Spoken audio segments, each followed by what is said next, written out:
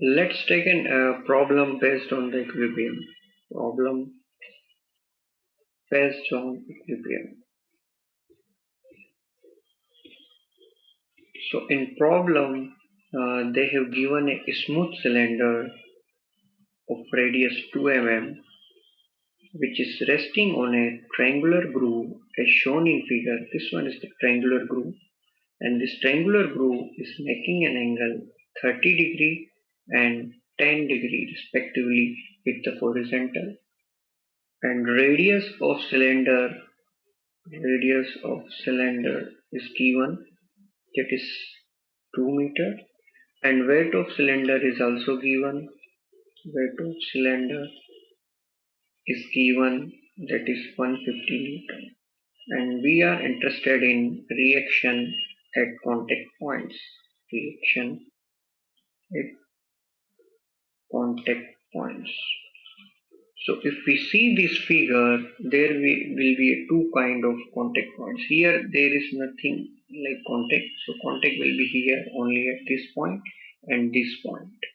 So suppose this point is A and this point is B, and we know the weight of the body is acting at the CG, which is vertically downward, that is W. So this is the given information for that problem, and we are interested in the reaction at the contact points. And if we look this problem, then easily we can identify that a smooth cylinder and smooth surfaces are there, so we will not consider the frictional forces. And if we see this problem, then we can say that the cylinder is on rest, so we can apply the conditions of equilibrium. But before applying the conditions of equilibrium, let's draw first the free body diagram of cylinder. So free body diagram of cylinder, so we have to first isolate this cylinder from other surface. So now we are having the W, which is acting in vertically downward direction. And there are two contact points, so there will be reactions towards the body. From here it will be RA, and from here it will be RB. So there are two reactions and one weight is acting on it. So one question arises here, the weight is acting at that point O, but how we can say that the RA and RB will also passing through O? So the reason is that if there are three forces acting on a body and the body is in equilibrium, so for the necessary and sufficient condition for such kind of system is that all the forces should be concurrent. That's why all the forces are passing through. And now by seeing the diagram, we are having three coplanar concurrent force. So we can easily apply the Lami's theorem and we can solve it. So let's draw first the force diagram. So it will be very easy for us. So force diagram basically which shows all the forces acting on a body. So W is acting in a vertically downward direction. RA showing by this way and RB is showing by this way. Now we are interested in angle between these two forces because ultimately we have to apply Lami's theorem for solving this problem. So I am giving you one thumb rule. The thumb rule is that the reaction at the inclined plane, the angle made by the reaction at inclined plane with the vertical will be same as inclined plane made with the horizontal. It means the RA will make the angle with the vertical, it should be 10 because the inclined plane at A is making an angle 10 with the horizontal. Similarly, RA will make an angle 30°, RB will make the angle 30° with the vertical because the inclined plane at point B is making 30° with the horizontal. So by this way, we can easily find out the angles between reactions and the vertical plane. I am again repeating this thing. We are using a thumb rule because this thumb rule is coming from the trigonometry. So we are not going into the geometrical details, and by seeing the picture itself, we can directly identify the angles. The thumb rule is that reaction at the inclined plane will make the same angle with the vertical as the inclined plane at the same point is made the angle with the horizontal. So that's why we are taking this 10 and 30 degree here. Now we can easily see the angle between these two forces will be 170 because 170 plus 10 is making a angle 180 degree, which is for the straight line. Similarly here we will get 150 degree because 150 plus 30 it is again 180 for the straight line. So now we can easily apply for Lami's theorem. So for Lami's theorem, according to the Lami's theorem, RA divided by sine of the angle between opposite two forces, it will be sine 150 equals to RB sine of the angle between opposite two forces, it will be sine 170 equals to W sine of the angle between opposite two forces, it is 10 plus 30, it will be sine 40. So by taking these two equations, we can find RA. By taking these two equations, we can find RB. So just take first equation for RA. So RA will be W by sine 40 into sine 150. So the value of W we know, that is 150 into sine 150 is 0.5 divided by sine 40, it will be 0.64278, and if you calculate these things we will get 116.6 Newton. So by this way we can easily find out the value of RA. Similarly for RB, we are having RB was to W by sine 40 into sine 170 degree. W is 150, sine 170 is 0.17365 and sine 40 is nothing but 0.64278. So we can easily get the value of 40.52. So we can easily get the value of RB. So by this way we can easily find out the reaction at the contact surface. So by this problem we learn two things. If three forces, first thing is that if three forces are acting on a body and the body is in equilibrium, so we can say that it should be the concurrent forces. And the second thing is that we can easily find out the angle between the reaction and the vertical plane by our thumb rule, that reaction at the inclined plane will make the same angle with the vertical as the inclined plane is making the angle with the horizontal for corresponding point. Let's take another problem based on equilibrium. Problem based on equilibrium. It's a very interesting problem. It's lengthy, but it will be very useful for understanding the problems based on equilibrium. So there is a vessel, and in this vessel we are having the two spheres of the same radius r, which is resting like that. There is a two sphere and which is resting like that. So these are the two sphere which is resting in a vessel, and here we are having the contact points here, suppose here, here, here and here. So we can give some name to this. Suppose and the center of gravity which is lying here at the point A. Suppose this one is point B, this one is suppose C, this one is D, and this one is E. So these are the sum points. C, D, E are the contact points. Here also one contact points between these two spheres. So this will be O. And A and B are the center of the spheres. And the whole assembly is in a vessel. So, and all the surfaces are smooth. We have to consider a smooth sphere plus a smooth surface. So it means we are not interested in considering the frictional force. So our interest in this problem is find reactions at contact points. So we are interested in a reaction at C, D, E, and also we are interested in at contact point O, means the force exerted by one sphere on other sphere. So this is our objective for this problem. So by seeing this problem, we can say that it is in equilibrium. So we can apply the conditions of equilibrium. But before starting applying conditions of equilibrium, first of all, we have to draw the free body diagram of the sphere. Free body diagram of, let's suppose it is first sphere and this one is second for first sphere.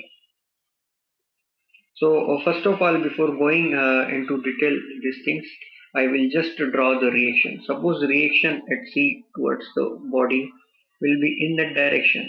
Suppose it is R1, and for this point reaction towards the body it will be R2, and suppose from this point the reaction will be towards the body is R3. And now we can also consider the reaction weight here is W and weight here is W, because both the spheres are same, so we can say that WW. And one more thing here, the reactions at this contact point for this body, it will be like that. Suppose it is P, or we can say that it is a contact force, and here for this body it will be P here. So I am just representing what are the forces acting here. So basically the forces acting here will be the contact reaction from C, that is R1, from D, that is R3, weight of the body, and the force exerted by the second sphere or one, that is nothing but P. Similarly, in case of second sphere, weight of the body will act at the center of gravity in vertically downward direction, and from the contact point there will be a force, that is P, towards the body, and similarly for contact point E there will be reaction, that is R2. Now I have to draw the free body diagram of first sphere. So let's take the first sphere along. So we are having the weight which is acting in the vertically downward direction. From C we are having the reaction, so I am plotting like that, it is R1.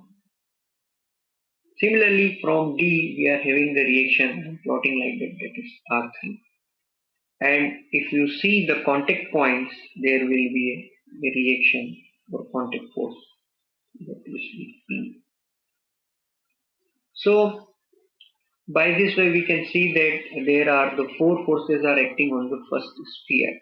But if you see this T, R3 and W, so we can take the net force.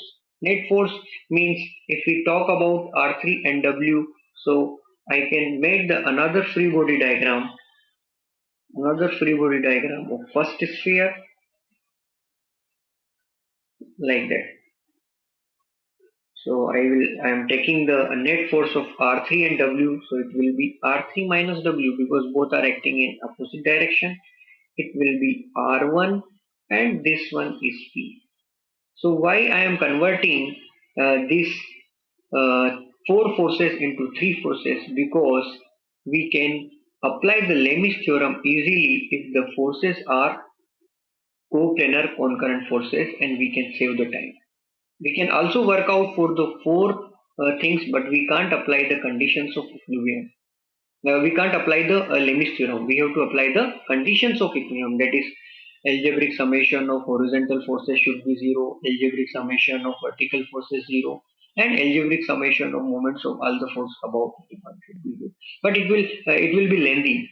So for applying the Lami's theorem, I am converting this thing into this. So there are several ways for finding the solution of a given problem, but what I am thinking, uh, uh, this one is the easiest way to solve such kind of problem. So now we can easily apply the Lami's theorem. But before applying the Lami's theorem, we want to know the angles. So if you see our given problem, I would like to draw the two spheres and we will find the angles. So our two spheres are like that. Here it is in contact like that, and here it is in contact like that. These two are here.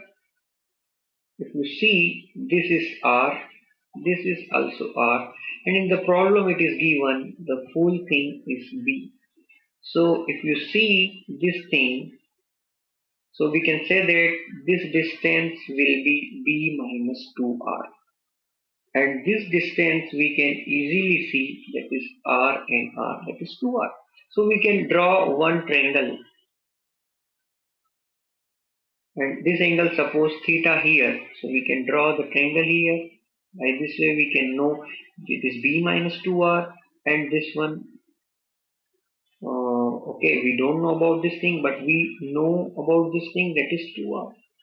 So by applying the cos theta formula, that is cos theta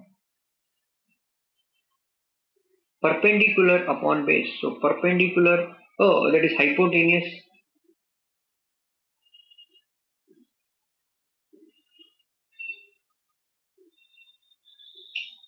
that is we can apply the cos theta formula, that is based upon hypotenuse, because if we apply the sine theta, then we have to know this thing also, that is suppose x, but x is unknown for us right now, and by trigonometry we can calculate it. But right now with a given data we can easily apply cos theta, that is nothing but based upon hypotenuse. So by b minus 2r divided by 2r we can easily get the value of cos theta, and we can easily get the value of theta. So right now we will try this thing, and in this problem the r is given, r is 25 centimeter, and b is given, that is 90 centimeter, and weight is also given, that is 100 newton. So we can apply the cos theta formula, that is b is 90 minus 2 into 25 divided by 2 into 25. So cos theta equals to 40 by 50. So it will come around zero point 0.8, and theta is nothing but cos inverse of 0.8. So we will get 36.87 degree. So we know this angle. So now actually for applying the Lami's theorem we have to know the angle between the two forces also. By knowing this thing it will be very easy for solving the problems for Lami's theorem. Let's again draw the free body diagram of first sphere. So we will having this thing R3 minus W, we are having this thing R1, and we are having this thing P. And recently we find out this angle, it is nothing but suppose theta, and we know the value of theta, that is nothing but 36.87 we calculated. So now for applying the Lami's theorem we have to know the angle between the forces. So by this way we can see that this angle is 90 degree. Here we are having this theta, so it will be theta. So this angle will be 180 minus theta, and this angle will be 90 plus theta. So now we can easily apply the Lami's theorem. We can easily apply the Lami's theorem here.